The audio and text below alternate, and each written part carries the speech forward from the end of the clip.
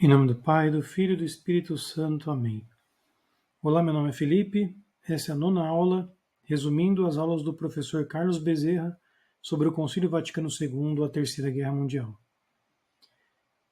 Nós vamos falar sobre algumas questões teológicas do povo judeu, no caso do judaísmo. Uma nova concepção messiânica. O duplo Messias, Ben José e Ben Davi. Compreenderam que Ben José prepararia a vinda de Ben Davi. A coletividade do povo judeu prepararia o mundo, de forma política, à vinda do Messias Ben Davi. E no século XIX esse movimento tomou mais força. Que movimento louco é este? Ao invés de entender, o povo judeu, ao invés de entender que tem um Messias e duas vindas, a primeira vinda na misericórdia, como criança, como homem, e na segunda vinda para julgar, na justiça. Essa é a teologia católica. Então, é um Messias, duas vindas. Os judeus interpretam na Torá, que é a fonte de interpretação deles, que existem dois Messias. Então, não é um Messias para eles e duas vindas. São dois Messias e duas vindas. A primeira vinda é de Ben José, filho de José, e a segunda vinda é o Ben Davi, filho de Davi. E isso tudo, né, vai ser, de certa forma, esperado pelo povo judeu, né? Então eles aguardavam esse primeiro Messias que ainda não tinha vindo. Jesus para eles é um charlatão. Então ainda não veio o primeiro Messias. Só que aí, com o passar do tempo, eles filosoficamente, interpretando nas suas interpretações místicas, né, de que este primeiro Messias, o Ben José, ele seria, na verdade, a coletividade do povo judeu. E essa interpretação deles tira-os da posição passiva de aguardar um Ben José e os coloca numa posição ativa, onde agora eles são Ben José e eles têm que fazer alguma coisa. Então isso começa a ganhar força no século XIX. E veja que isso antecede as guerras mundiais.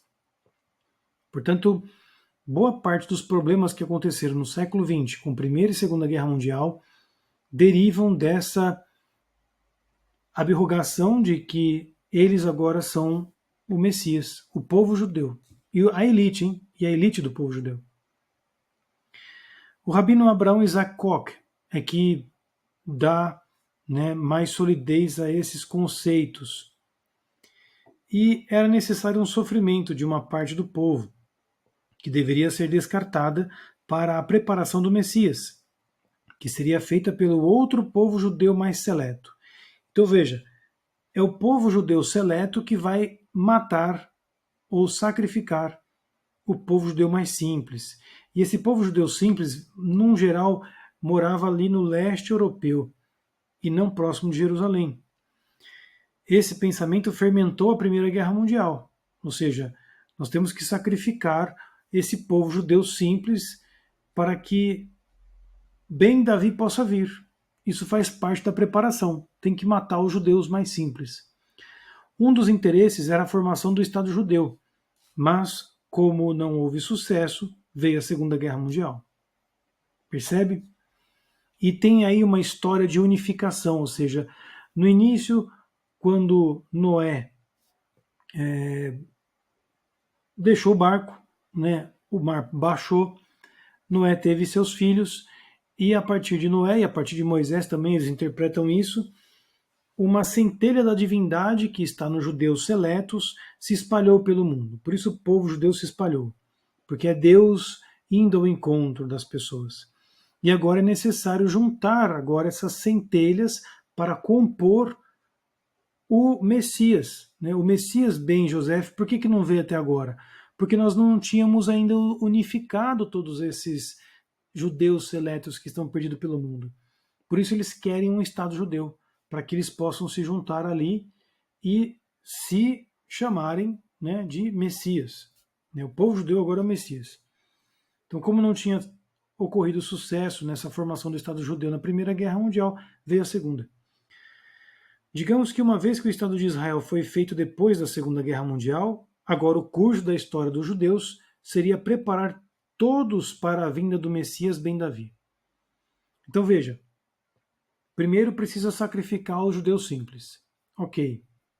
Segundo, precisa reunir esse povo seleto. Não conseguiu na Primeira Guerra Mundial, mas conseguiram na Segunda, após a Segunda Guerra Mundial. E mais morte. Bom, uma vez que conseguiram o Estado, agora nós temos que preparar o povo. E quem será o instrumento para isso? A Igreja Católica. Veja como isso é importante.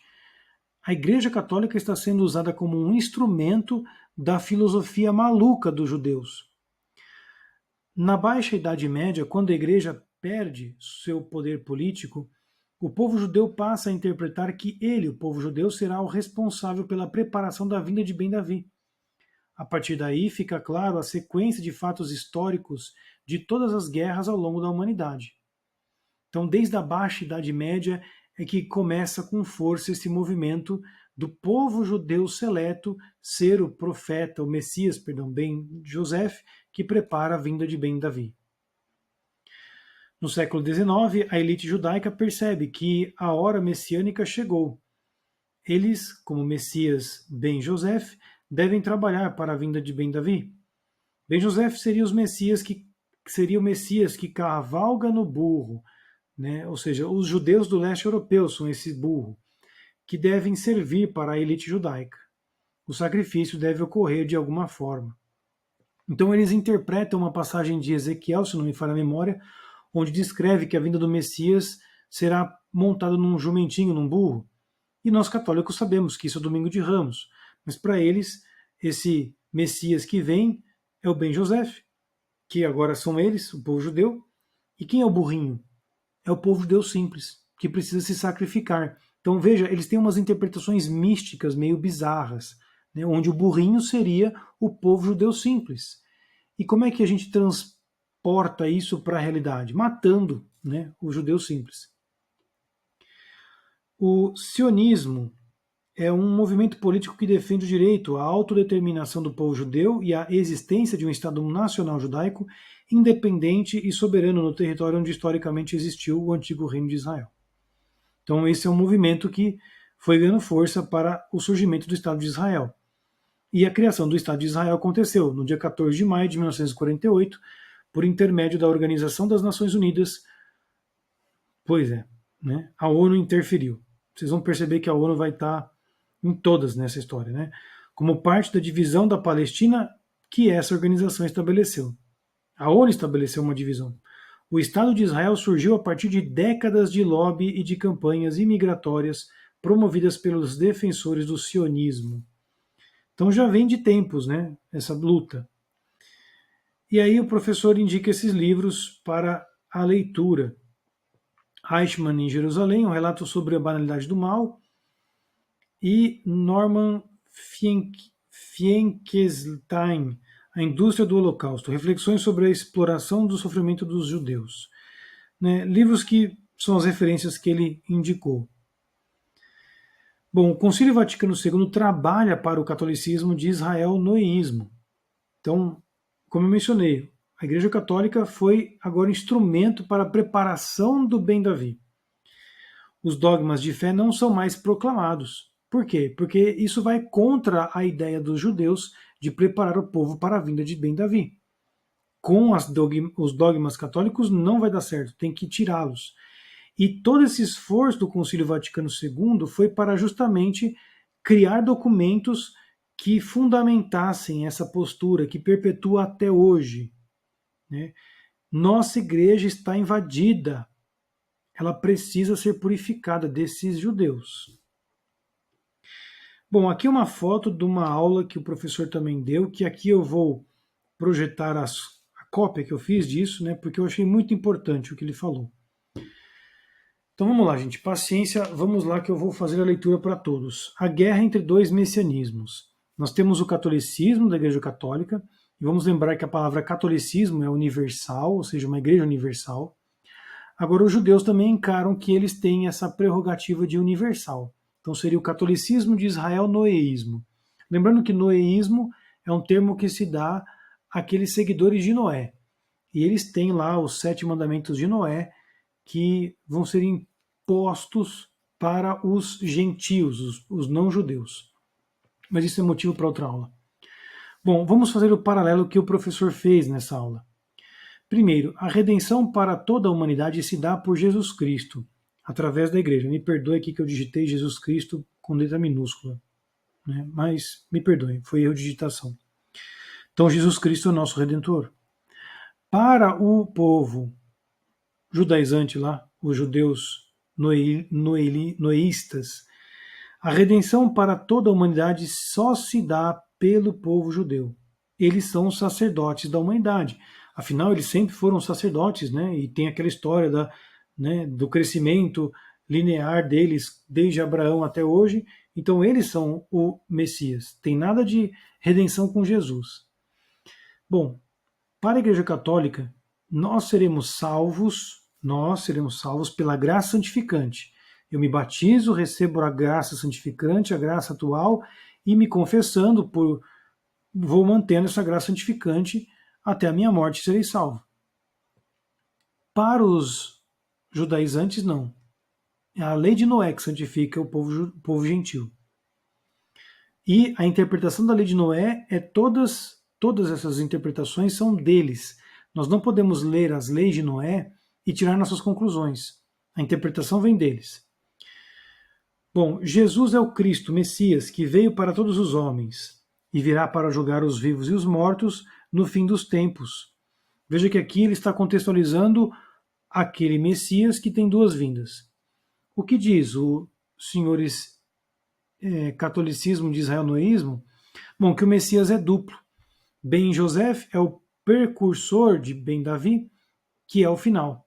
Ben Joseph é o povo judeu instruído, que cavalga sobre o povo judeu simples, para retificar o mundo, para que Ben Davi venha lhes dar o domínio sobre tudo. Então veja, eles têm esse foco de usar os mais simples, povo judeu, e sacrificando-os para que seja preparado a vinda de Ben Davi. Nós falávamos isso anteriormente, né? Jesus sacrificou-se, justiça vicária, para abrir as portas do céu para todos os homens. Bom, o povo judeu simples foi sacrificado para garantir ao povo judeu em sua totalidade a vinda de Ben Davi. Né? E toda essa matança do povo simples, né, o povo judeu simples, é que foi fomentando essa aceitação do povo judeu. Né? Você não pode falar mal de judeu por nada nessa vida. Né? Você é acusado de antissemita e o povo vira a cara para você. Enquanto que eles se dizem serem de uma casta superior. Né? Eu não vou aqui descrever a cabala que o professor Carlos faz na aula, mas eles encaram os judeus, né, da elite que são superiores, como se tivessem realmente uma certa divindade dentro deles. Por fim, a missa é a renovação do sacrifício redentor que deve existir até o fim dos tempos para dar a Deus a glória que lhe é devida. Essa é a Igreja Católica. E no caso do israel-noeísmo, o holocausto é a garantia da realização messiânica dada ao mundo para reconhecimento da autoridade espiritual de Israel. Veja, isso aconteceu já, gente. Todo o holocausto, né, é uma oferta a Deus queimando a oferta inteira, sem sobrar nada. E foi o que fizeram com os judeus simples. Né? Lá em Auschwitz, queimaram todos. Né? Botava nas câmeras de gás, que é suspeita, e tacavam fogo depois em tudo. Fica mais fácil, né, do que ficar enterrando.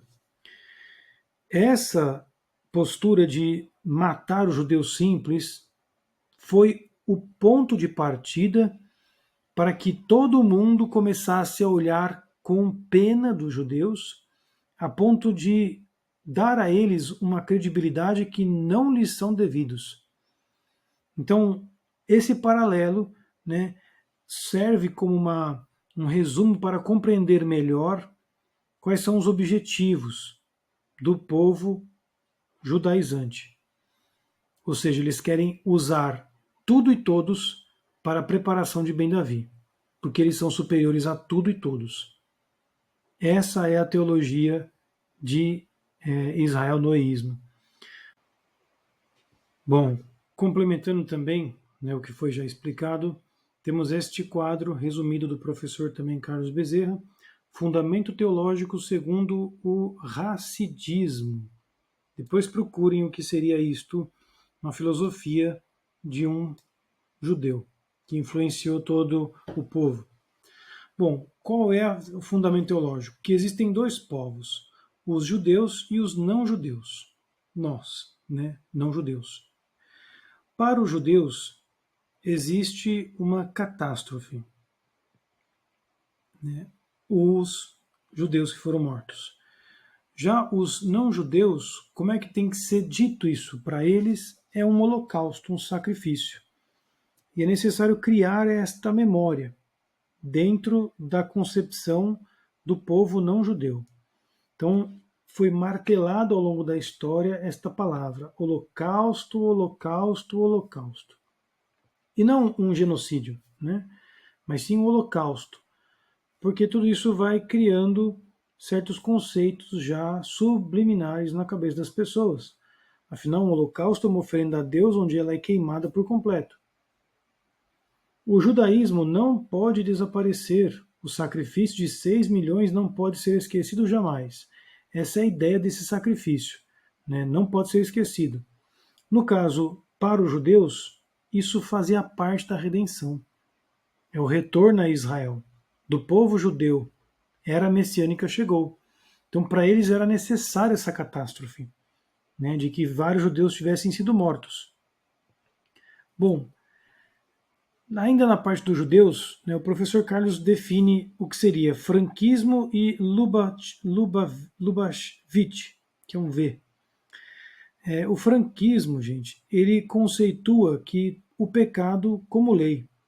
Então é como se fosse uma redenção meio que por base em erros, ou seja, você comete pecados e a graça vai tocar você, né, e vai te transformar. Então é você oferecendo a Deus os seus pecados, comete-os inclusive, né, que a graça ou enfim essa centelha divina vai te tocar e vai purificar. Essa filosofia é franquismo.